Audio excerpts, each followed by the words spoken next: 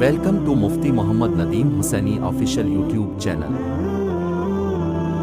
مفتی صاحب کے چینل کو سبسکرائب کریں تاکہ ہر آنے والی ویڈیو سے باخبر رہیں۔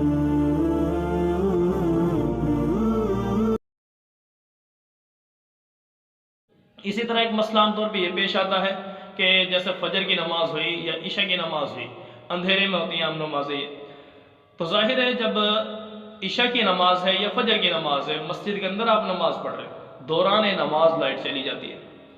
اب کئی بندے کیا کرتے ہیں، نماز کے دوران لائٹ گئی تو اپنی جیب سے موبائل نکالا، اس کی ٹارچ آن کی، اس کے بعد اس کو رکھا، اور تاکہ بھئی کہ اندھیرے میں نماز نہ ہو، روشنی ہو جائے۔ تو میرے دوستو، اتنا کام کرنے سے اس بندے کی بھی نماز گئی۔ تو لہٰذا احتیاط کریں، یہ وہ کام جو نماز سے باہر جائز تھے، نماز کے اندر وہ ناجائز ہو جاتے ہیں۔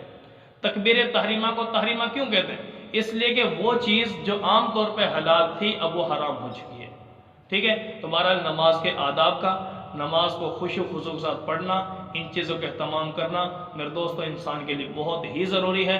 اللہ تعالیٰ سے دعا ہے کہ اللہ تعالیٰ تمام مسلمانوں کو دین اسلام کے ایک ایک حکم کو اس کی اہمیت دل میں رکھ کر ادا کرنے کی توفیق نصیب فرمائے۔